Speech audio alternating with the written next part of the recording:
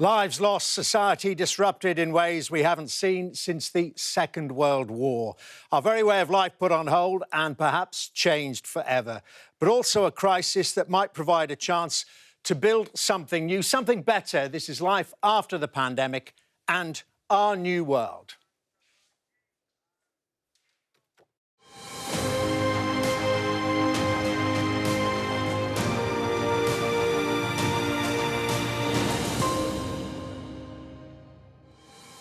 Good evening, I'm Dermot Monahan, and this week we've heard from some of the world's most eminent figures in the fields of politics, business and science. And tonight we consider our society and culture. With us, a new live virtual studio audience, once again joining us from around the world. They're going to provide the questions about how we can build a new future.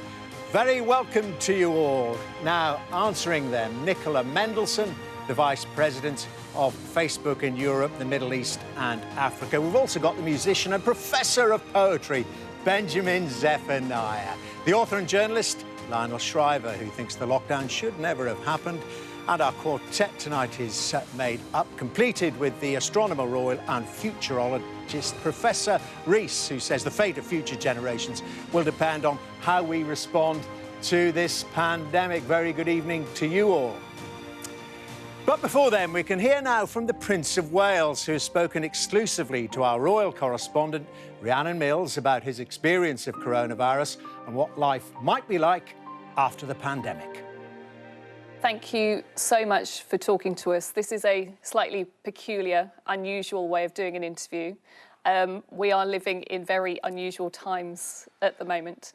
I wanted to start off by asking you, what have been your reflections of the impact that this pandemic has had on our country? I can't tell you how much I sympathise with the way everybody has had to endure this unbelievably testing and challenging time. And I know that so many people have had the agony of losing, their loved ones, and the bewilderment and anxiety that surrounds everything. And so it is the most awful aspect of a pandemic like this. And yet we've seen at the same time people being quite remarkable and wonderful people in the National Health Service and all the other key workers who've kept everything going. What do you think it has taught us about our priorities? What really matters in life at the moment? We have to put nature back at the centre of everything we do, and put it at the centre of our economy, which is, before this, nature's just been pushed to the peripheries. We've exploited and dug up and cut down everything as if there was no tomorrow, if it didn't matter. The problem is, of course, it does matter, as some people have been trying to say for a long time. The more we erode the natural world, the more we destroy what's called biodiversity, which is the immense diversity of life, plant life, tree life, everything else, marine life, the more we expose ourselves to this kind of danger. And we've had these other disasters, with SARS and Ebola and goodness knows what else. All of these things are related to the loss of biodiversity. They're called zoonotic diseases, where you end up with these diseases being transferred from animals to humans if you erode the natural world. So we have to find a way this time to put nature back at the centre, and that is the way in which, if we live in greater harmony, we can find a much more sensible form of economy. It's fascinating what you say there, because I know that we've spoken in the past about your concerns that if we don't act now, we are going to see more natural disasters. But you're also saying there that we could see more pandemics like this? Well, this is what so many of the scientists who understand these things have been trying to say for a long time. And it's one of the reasons I tried to get the point across that we should have been treating the planet as if it was a patient long ago. So no self-respecting doctor would ever have let the situation, if the planet is a patient, reach this stage before making an intervention. Hence, the precautionary principle, which seems to me absolutely essential. What do you think are the key priorities, the key themes that we really need to be looking at in a post-COVID world? Well, first of all, we need to work at how do we create the kind of recovery that benefits people, helps to get people back to work again, provides real employment around the world. And that can be done, of course, by prioritising certain things that haven't been prioritised before, which is to recognise the damage being done by CO2. It seems like a very long time ago, but in January you launched the Sustainable Markets Council. A lot has changed since then. Is it now time to rip up the rule book, or are you still feeling confident that that could be a good basis for a global economic model going forward? Yes, I think it can. I mean, I've been, as I think I said before, I've been absolutely amazed by, well, the transformation that's taken place in the last year or two in terms of the financial services sector and the capital markets sector suddenly taking an interest in sustainable investment opportunities. Do you appreciate that there is a fear that maybe this crisis has made individuals less receptive to sort of visions of change? Many people are still at home. They'll be watching this thinking, well, I'm still concerned. My family could get ill. I'm concerned that I don't necessarily know whether I'm going to have a job going forward. What would you say about that? The most important thing, obviously, is to make sure the economy can function again and that people's livelihoods and their businesses and everything else and employment is possible. All these things are going to have to be incremental anyway, but the point is that in order to avoid even worse situations in the future and more disease, and we have to find a way to ensure that within the next 10 years, because otherwise we will lose this battle against accelerating climate change and global warming. Because if we go on like this, with temperatures rising inexorably, then the whole of life becomes increasingly impossible. How much will you be pushing for global leaders to step up now and come together at what is a time when actually many countries could feel disjointed and be quite inward-looking as they try and fix their own economies? I haven't exactly been wasting my time during this lockdown, if you know what I mean. So I've been, in connection with all sorts of people. I've had the opportunity to do a lot using this technology. I have been communicating with a lot of people around the world on these issues. It's only catastrophes which concentrate the mind, which means that for once there might be some real impetus to tackle all these things which have been pushed to one side, because everybody said, oh, it's irrelevant. For instance, you could never get the G20 to concentrate very much on agriculture, forestry or fisheries, because it wasn't considered very sexy. But these are crucial things. This globally has affected everybody, and it's affected everybody in very personal ways. For example, you had the virus yourself. How much did that motivate you to look at what can be done next and where we go forward? Yes, it makes me even more determined to push and shove and shout and prod, if you see what I mean, and whatever I can do behind the scenes sometimes. But yes, I mean, I suppose it did partly. I mean, I was lucky in my case, and got away with it quite lightly. But I've had it, and I can so understand what other people have gone through, and I feel particularly for those, for instance, who've lost their loved ones, but were unable to be with them at the time. That's, to me, the most ghastly thing. But in order to prevent this happening to so many more people, this is why I'm so determined to find a way out of this. People are just desperate to see their families, really, aren't they? It's a challenging time. Well, I mean, I haven't seen my father for a long time. He's going to be 99 next week, and so yes, all my grandchildren or anything. So I've been doing, well, the FaceTime is all very well. How has that been for you, being disconnected from your family? it's terribly sad, let alone one's friends. But, I mean, fortunately, you know, at least you can speak to them on telephones and occasionally do this sort of thing. But it isn't the same, is it? You really want to give people a hug every now and then.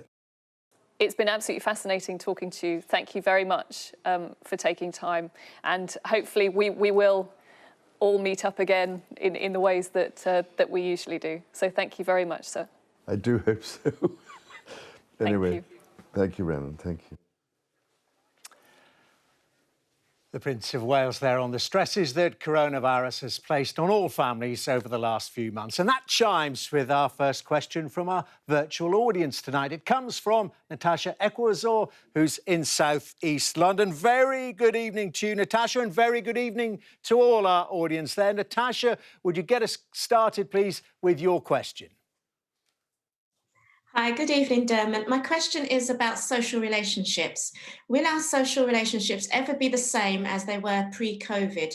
Surely everyone has an inner fear or lack of trust about the people they interact with from now onwards. Good question. Well, I tell you what, let's stay with our audience and let's ask you all about Natasha's question. How many of you actually agree with her that people are now more mistrustful of people you interact with now? Just a show of hands, if you would. Hands up if you feel more uneasy about general, what used to be everyday social interactions. Hands up if you feel uneasy. Well, that's maybe 80%, maybe more than 80%, nearly everyone. Well, let's talk to our panellists then. Very good evening to you all. Nicola Mendelsohn then. I mean, in a way, is that almost music to the ears of your platform in that people are, if they're not going to meet personally, they're going to interact online? So, Dermot, and thank you for the question. I couldn't start tonight without just acknowledging George Floyd's memorial and the fact that my heart is with his family, friends, my Black friends, and the Black community. And I think so much of what we're talking about here tonight is around, our new world. And I certainly hope our new world is one where people can come together, which is also Natasha's question here. How do we feel about people? No, I miss people. I haven't seen people in a very long time. And I can't wait to be in a world where we can interact in the same way as we once did. But I do also think that the way that we live and the way that we work has changed in so many different ways. But deep down, we're human beings. We like to be around other people. And I think that, yes, we can find different ways to come together through social media, through video calling. And we've seen so much of that, which has been such a blessing. Can you imagine of going through this period without the ability to use technology to be in touch with our loved ones? Would have been so difficult. But yeah, we're in for a period where we are going to be still more socially distanced from people. But I almost think that there's a kindness in that because we're doing that to protect all of us. And I think that's an important thing too. And Benjamin Zephaniah, and I should say that clearly all our sympathies, of course, with George Floyd's family. His memorial service is taking place in Minneapolis, and we will be directly addressing that issue in a moment or two. But just on this issue of social distancing, lack of social interaction, Benjamin Zephaniah, the idea now that people are scared of interacting with each other. Well, it's natural, but we need to. I remember a few years ago, I was touring around the world, a very, very successful tour. I was in Thailand, I was in India, I was in Pakistan, and I was meeting all these people, shaking their hand, which was okay. But I got to Malaysia, and I met a lady from the British Council, and she was British. And she hugged me. And this electricity went through my body. I realised I haven't been hugged for so long. And I was telling a fellow poet, and he went, "That's a beautiful chat-up line," because I said, "Please hug me again." I just realised how much I missed human touch. And so I once said to a friend of mine that we are pack animals, and he corrected me. He said, "We're not pack animals. We are social animals. We do like to touch each other. We do like to hug each other. We do like to really connect." And me personally, I am quite nervous about it, just because I know of the realities. Let me lay my cards down here. I've lost 2 members of my family to this COVID-19. My sister was very close to death. And the day she came out of hospital, she came out on a Saturday morning, her husband went in on the afternoon. She got it very badly physically, but he hasn't recovered mentally because of what he saw in that hospital. And when they tell me what they went through, I think, I don't want to go through that. So I can be a tough guy at times, but I'm pretty scared right now. Benjamin, what a traumatic time for you and your family. Our condolences, our deepest sympathies go to you. What I want to do now, though, is bring in some of our wide-ranging opinion polling that we've been conducting for these programmes about the future facing the world. It feeds into Natasha's question. Let me bring you some of the findings now. We asked, has the experience of coronavirus changed how close your relationships are? And 39% of people told us they felt closer to their children, while 4% said they felt less close. 37% said they felt closer to their spouse or partner, 7% saying they felt less close. And 32% of those surveyed said they felt closer to their neighbours, while 4% said they were now less close. Well, let's continue on this theme then. And Lionel Shriver, there we see it. People, well, feeling closer to those around them, their family, their close friends, and indeed their neighbours, but scared of strangers. Yeah, and I think there's a real loss there. Part of the experience of living in a city is being around strangers and having an amicable relationship, ideally, around strangers. And I think this whole thing of social distancing and having to be 2 meters apart to queue for the supermarket, I've just noticed it has a poisonous effect on how we relate to each other when we don't know one another. We're not looking at each other. We're not smiling. Nobody talks. Nobody makes any small talks. There are no little jokes. And one of my worries about the so-called new normal is that we're going to carry this on perhaps indefinitely. So that is a huge change to the texture of daily life. And I think it makes us more mistrustful. We are being trained to regard one another as walking diseases, walking contaminants. And, you know, the truth is we have lived always with people as potential contaminants, and we were used to it. And suddenly we've become dangerously unused to it. And I think we have to return to the point at which you realize, okay, you shake somebody's hand, maybe they'll give you a cold. Well, Professor Rees, this mistrust of others, and new habits and new ways of interacting being learned that will last. Well, I agree with Lionel that it would be terrible if this distancing continues. But it may well continue because if we don't have a virus, then we're going to have recurrence of this pandemic. And of course, pandemics may themselves recur. An important maxim is that the unfamiliar is not the same as the improbable. So we may be landed with recurrent ones. But of course, what it is going to do probably is change the way we work.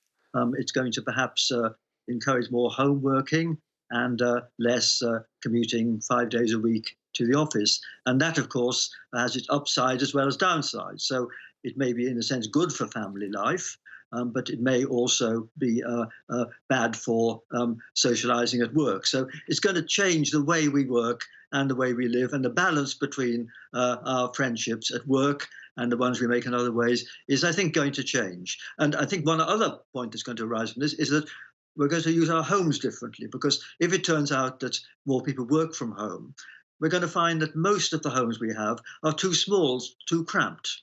If they're workplaces as well, we need to hope that future homes are larger. But the balance between home and work is clearly going to change. Well, let's get another question from our virtual audience. Raffaello Marioni in North London has a question. Good evening, Raffaello. What would you like to ask? Thanks, Dermot. Hi, panel. What are you saying? My question is, released this week, Public Health England's BAME report showed how people of colour had between 10 to 50% higher risk of dying from COVID-19 than white British people. Compounded by George Floyd's brutal murder and the powerful memorial we've just seen, it's very clear that institutional racism still defines countries, including our own. As we look to rebuild society after the pandemic, will government and society's institutions finally and meaningfully address systemic racism, or will Black lives continue to not matter? Well, thank you for that, Raffaello. As I say, as George Floyd's memorial service has just been taking place in Minneapolis. And Benjamin Zephaniah, two very different events, of course, but do they both highlight for you the dimensions of the same issue? Well, where do I start? I mean, look, my mother came to Britain in 1956, and her dream was to work for the National Health Service. And that's what she did for most of her life. Most of my family are what we now call frontline workers. Up until recently, they were called low-paid workers. You know, when nurses went on strike for better pay and better conditions, they were mean. And so suddenly, people have got to appreciate what these people do. Now, we do see that Black people are dying in higher numbers, and I don't quite understand the reasons for that.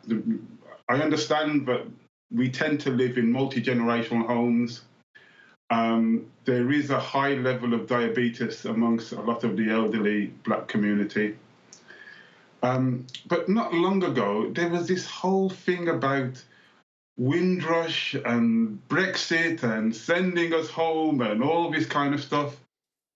We were kind of, I mean, I used to get racist attacks in the 70s and 80s, and they kind of went away. Suddenly they were back. I felt like I was unwanted in my country. And then this pandemic comes. We're all indoors. If we are not indoors, if my family are not indoors, we are in hospitals trying to save the nation's lives. And then this thing happens in America.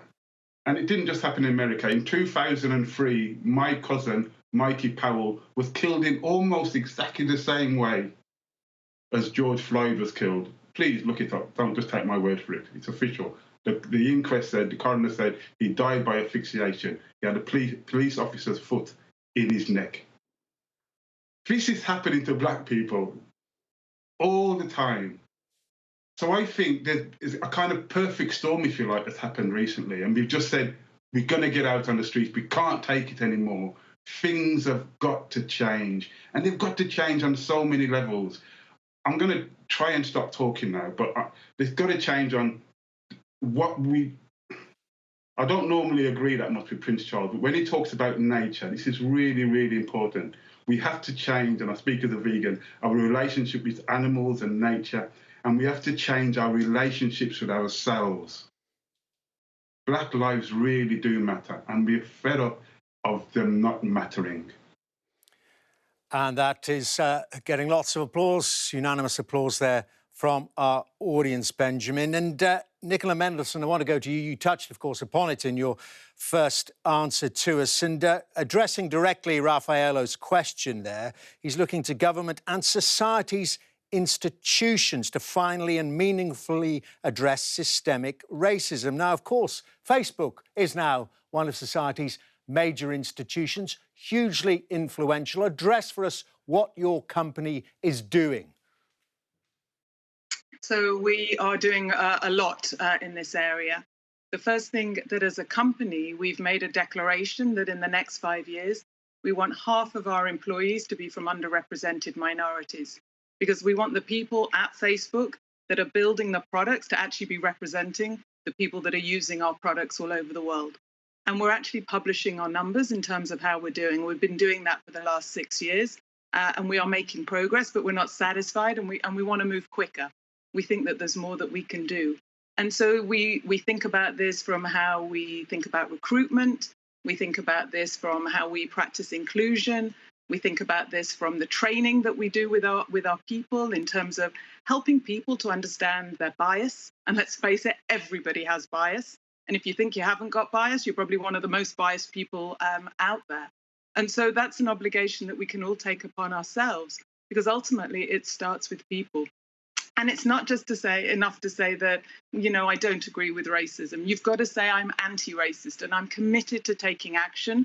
And what we're seeing at the moment is that there's a lot of people that want to help and want to be part of the action. And I think the onus is on all of us across society, across institutions, across business, to make sure that we keep the momentum up and that we make sure that we continue to help and work with our Black communities and the wider Black community as well, because this has to stop. Benjamin, I saw you wanted to make a further point. I just wanted to add, I've been in contact with Aboriginal communities in Australia, New Zealand, all over the world. And one thing that is different now, and I think it was because of the way it was filmed and social media, is that once upon a time when these things happened, when we complained about them, we were called Black militants and words like this. Now the white community, the international community, has seen it. They've seen it, they can replay it, they can count the minutes and watch this guy dying. And so it's kind of wonderful, it's a strange word to use, but it's great to see Black Lives Matter marches that are full of white people. Sometimes the Black people are outnumbered. And this is a great thing to see, because now so many people get it. And it's great to see so many young people getting it.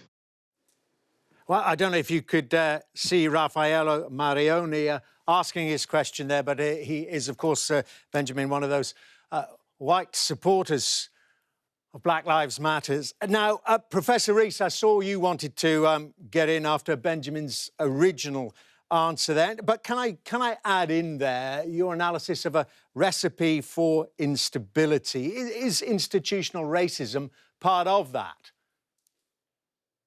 Well, I was going to say it's related to the huge inequalities, and I think one of the benign consequences of this pandemic is going to be a greater realization of who actually matters, who is important in society, because obviously we've learned not just doctors and nurses, but people in care homes, bus drivers, people at checkouts in supermarkets, all these people, they're important.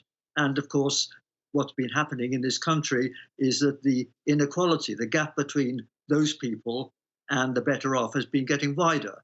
And I certainly hope that everyone will realize that not only do Black lives matter, but the lives of those who are now, as it were, at the bottom of the heap, underappreciated and less secure, will lead to a reform in society that reduces these great inequalities.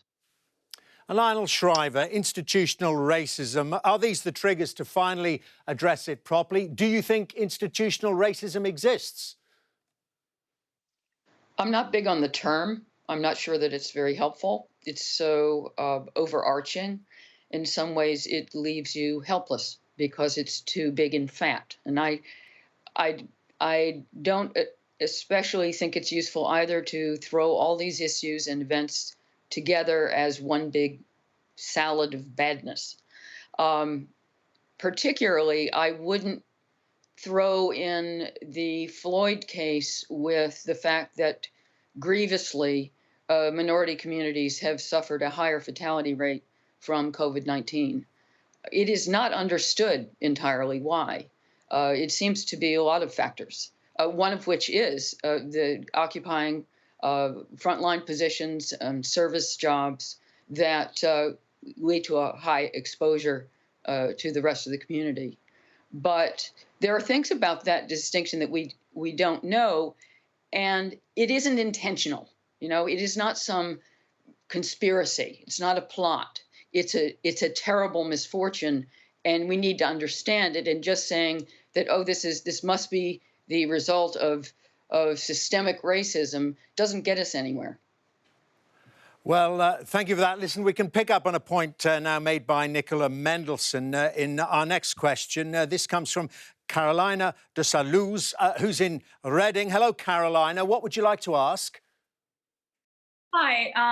Facebook and Google and other platforms announced that they would fight fake news regarding the pandemic.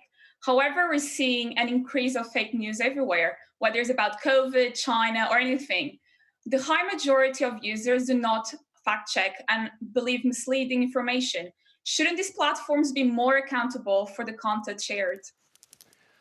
So, Nicola Mendelsohn, what are you actively doing to combat fake news? I mean, huge amounts of information coming in every single minute. How do you manage it? So we are doing a huge amount, and we manage it in a combination of using, first of all, deep investments that we've made on machine learning and artificial intelligence. But also we have over 35,000 people that we employ around the world that also we need human review because the machine still can't do everything. On top of that, we are working with over 60 fact-checking organizations around the world. And we'd already built all these muscles up before the pandemic arose. And therefore, we could put all the learnings in that we'd garnered in order to make sure that we could get this off our platform, because we don't want it. And I'll be really clear, it doesn't matter who says it, but if there's anything there that is a threat to real life harm when it comes to the pandemic or anything, in fact, on our platforms, we just take it down. We have no place for it. Now, I was going to say that if there are things on there that perhaps might be differences of opinions, but we have independent fact checkers that say, actually, this is something that should be labeled with a warning, then we'll put that warning on. And what our data tells us is then that 95% of people don't bother to go on and read that information on the posts. So we're doing a lot in this area. But doesn't that then mean that Facebook has gone from being what it was originally, a neutral platform, as you like to define yourself? You're now a publisher. You're responsible for the content that appears there. Well, we've always felt we've had a responsibility to make sure no real world harm comes to people. That's incredibly important. But actually, the decision making here is coming from people like the World Health Organization. It's coming from health ministries from different countries and other experts. We're not experts in this area. We look to others to be able to do that for us. And we're a different sort of organization from a traditional publisher like Sky or like a newspaper. We are something different, but we do look to independent third-party experts to be able to advise here. Carolina, I'd like to know what your view is on your own question. Do you think the likes of Facebook are doing enough? I think there's still a lot of misleading information out there and should be put down. I know that we don't want to shut people ideas, but I think there's a lot of can be done, especially because education is one of the basic rights. And I find that a lot of this information basically goes against any type of education we should receive. It's very misleading and sometimes just promotes anger and yeah, that's basically my opinion. Thank you once again, Carolina. Well, let me put that to Professor Rees and let's broaden it out. The question mentions COVID, or so many issues where there's so much fake news and misinformation around. China as well, and we know its use of tech. Is society evolving, certainly in the West, to the big companies, the big organisations knowing so much about us and controlling us in some ways, and then at the state level, nations like China doing just the same? But I think that's true. I think we have tension between privacy, freedom, and security, and different parts of the world are going to break this differently. But on the issue of fake news, I think there is an endemic problem of social media, because in the old days, most people got their information somehow filtered through fairly responsible journalists. Now, everyone, however extreme, has a voice, and if you click on something extreme, you get sent to something even more extreme. So opinion gets polarized on every issue, and I just don't see how this can be dealt with by the companies themselves. I think it's a real serious downside of the social media, which of course have an upside in connecting the world, but it does polarize opinion rather than muffling the extremes, which used to happen when we depended on organized major media for information. And Lionel Shriver, how concerned are you about big tech, if I can call it that, making huge inroads during this crisis? Well, I found it very disturbing that during the lockdown, especially sites like YouTube have taken it upon themselves to remove from public access interviews with often very distinguished scientists who happen to believe that the lockdown does a great deal more harm than good. But this isn't the official message that's approved, and therefore it's regarded as fake news. So it's one thing to say, oh, there's too much hate, and we have to control all that awful bad information. But we also need broad information. We need access to a breadth of an opinion. And I think that the way social media has increasingly behaved during the lockdown period sets an ominous precedent for the kind of social and political control that they are able to exert if they decide to. Well, answer that directly, Nicola Mendelsohn. You're taking too narrow a view now. No, I don't believe we are. And in fact, actually, if you look at the data again, you'll find out that actually people have a much broader circle of friends, much broader array of places that they get their information from. If I think about when I was growing up, I grew up in Manchester. We had 3 TV channels and 1 newspaper came into my house. My reference for the news was very limited. And now I have, a great big smorgasbord of different opinions and different facts that are coming in from different places. But I think what we're also reflecting here is that it's people that use social media. And actually, it does reflect the different types of people that are using it as well, in as much as there are good and there are bad in the world. And what we're trying to do is to make sure that we can get rid of the bad off our platform. And I've been very clear about how we do that. But much more importantly, as to how it can be a place for voice, whether it's about campaigning, which we've already just talked about, or it can be a place for communities to come together, and especially through this pandemic. If I think about how communities have arisen and come together and found one another, whether it's through, in the local areas, we've now seen there's 2 million people in the UK that are a member of a local group that's been set up to do with the pandemic. And those are groups that are doing shopping for neighbours, and they're helping their elderly, they're helping the vulnerable.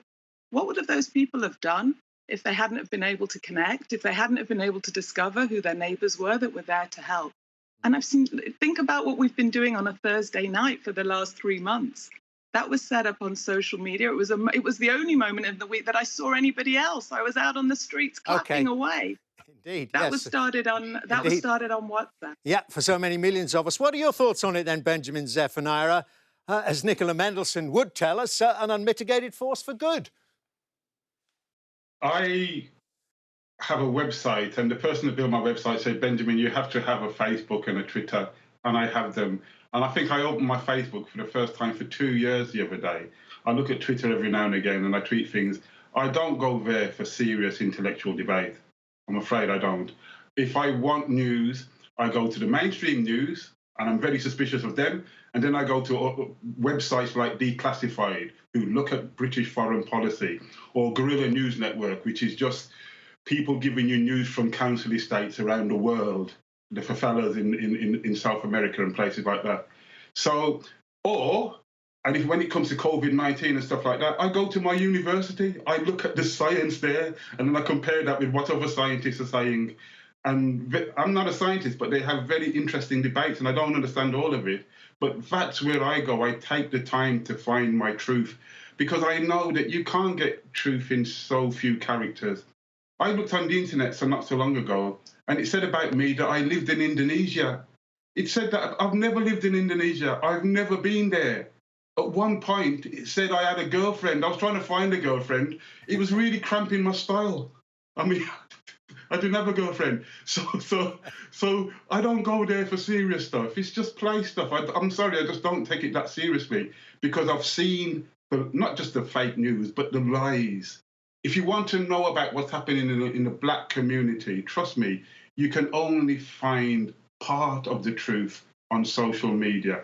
You've got to go to the community centres, you've got to go to the people, or go at least to their websites. Benjamin, I think you speak for an awful lot of people, what you've been saying there. Certainly our audience there, a lot of them agreeing with you. Let's go now to some of the results from that exclusive opinion poll we've conducted about life after the pandemic. Here's another dimension. We asked people to think about their habits once the outbreak is over. 47% of those surveyed thought people would continue to work from home if they could. 40% said people would still travel to work. Just under half then continuing to work from home. Closer to half now, 49% of those polls said people would shop more online. 39% said that people would go back to the shops. And 49% said they thought people would take overseas holidays again, but 37% said they believe people would take fewer holidays overseas, and just more than half, 51%, told us they thought people would socialise more in person when the outbreak is over, but 30% said people would continue to socialise more online. A lot of what we've already been discussing. Well, Professor Rees, let me put this to you then from that, because you were touching on it already there, this working from home, shopping online, etc., etc. Is this a seismic shift? I think it is, and it's understandable. It is very convenient, but people will still want to shop a bit. But in terms of travel, I think air travel is most unlikely in the next few years to return to the old norm. It's going to be harder, even more vexatious than it now is. We're going to have health tests as well as security before we get on a plane, and this will discourage it. And of course, going back to what the Prince of Wales said at the beginning, this is perhaps good for the planet, because one of the most intractable types of CO2 emission to deal with is that associated with air travel. So I suspect we are going to have less air travel in future, even when we've got back near to normal, and probably more virtual holidays or holidays near home. But I think it's very important to realize that the world is far more interconnected, not so much by air travel, which of course had the downside of allowing the virus to spread in a few days, but also by social media, where panic and rumor spread at the speed of light. And we have those features of the world to deal with now. Well, Arnold Shriver, doesn't it all mean what we've been discussing earlier in the evening and the attitudes we've found? People are going to get awfully isolated. There's going to be a lot of loneliness out there. Well, I just think this whole new normal is wrong-headed. I think we should be having our eye on the time that we can return to being social. Our cities are designed around high-density living, and we can't immediately adapt them to low-density living. We can't keep running the tube at 10% capacity. We can't even have West End theaters if you can only sit in every third or fourth seat. It's not viable. And I really think that we're in danger of first overreacting to a virus that it turns out is only somewhat more lethal than a bad flu, but then we're going to drag the overreaction further into the future and even talk about making some of these errors permanent. And I just think that's a festival of self-destruction. OK, well, I want to put this then to our audience and ask you, there you are again. Let's have another straw poll. Get those elbows greased. And I want to put this to you. After the pandemic, do you think your daily lives will go back to how they were, or will they be significantly different in the ways that our poll was addressing as well? So hands up, please, if you think that your lives will be significantly different in terms of work, travel and shopping and things like that. Significantly different. Hands up.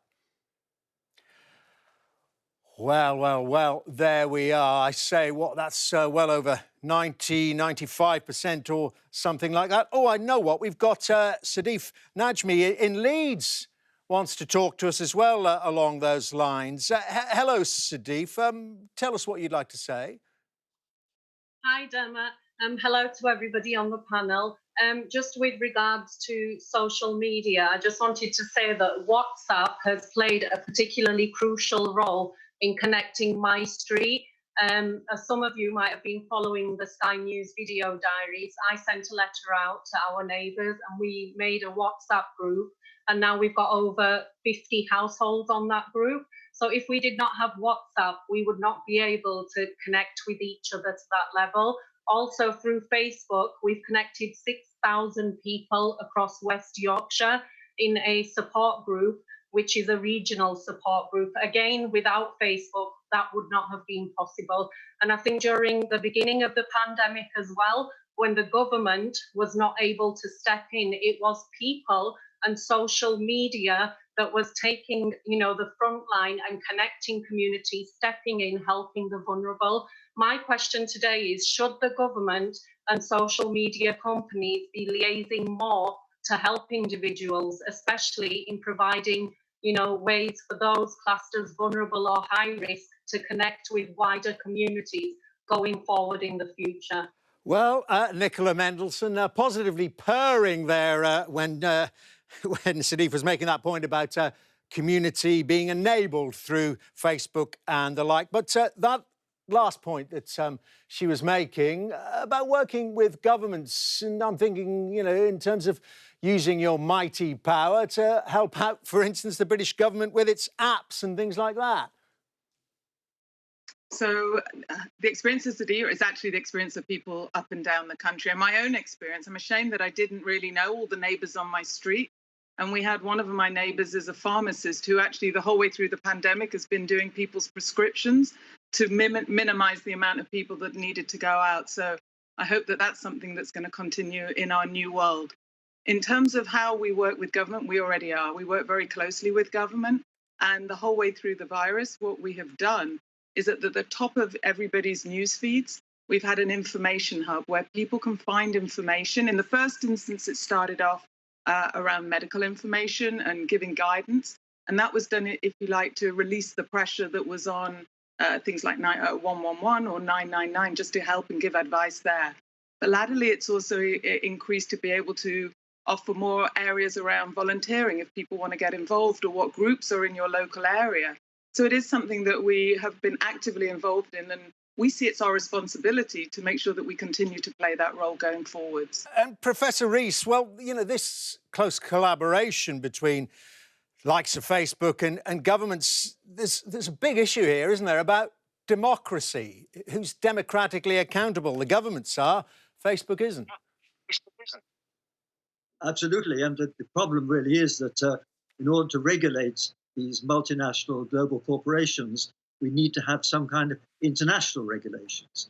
Of course, the scandal is how little tax they pay, but that's a separate issue. But the point is that they need to be regulated globally, and this needs an organization which is as global as the World Health Organization, International Atomic Energy Agency, and those other bodies which are global, and we don't yet have that. And there's an extra problem, I think, in that going back to the tensions between privacy, freedom and security, that balance will be set differently in China from in the United States, and probably some intermediate way in Europe.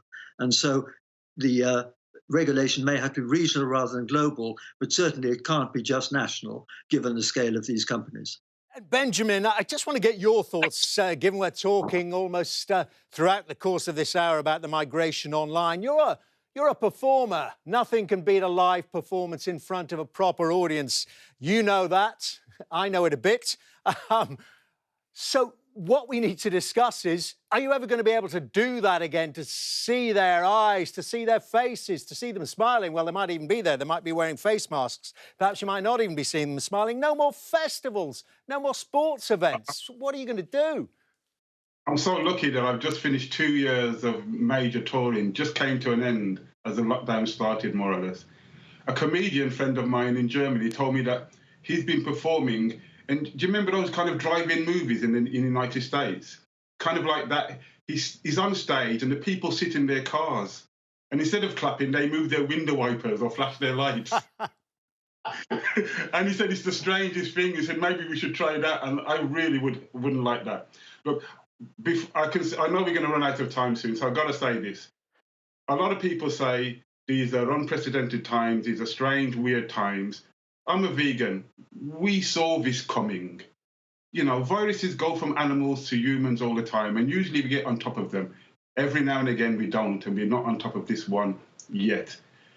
It's okay having Facebook and Twitter as almost like emergency kind of resources, and maybe we can use them in very interesting ways afterwards. But I tell you, when I am in my work at university, I mean, I've tried to do tutorials with students online, and I've done them. But there's nothing like sitting in front of your student, being able to read their body language, and not just sitting there and going, right, we got to do this, we got to do that, but saying, how are you today? How's it been, you know? What's life on campus like? All that kind of stuff, to just get people relaxed and see the human side of them rather than just the purely kind of academic side, and get them to answer the questions in the right way. It's going back to something I said before, we need that human touch, and I can't wait to get back to it. The old normal got us here. The new normal has got to take us somewhere else. Benjamin, What fine words. I don't think anyone could disagree with that. Thank you very much indeed. Oh, look at that round of applause. Well, you're going to be using your hands again in just a moment, audience, because it's almost it for tonight. But I want to do a final straw poll from you lot. So take your hands apart and use one of them, or well, maybe both. I don't know, you can vote twice if you like. By a show of hands, overall, after what you've heard this evening, are you optimistic or pessimistic about the future of society? So let's get the optimists. Let's hope there's plenty of you. Hands up if you're optimistic, please. Now.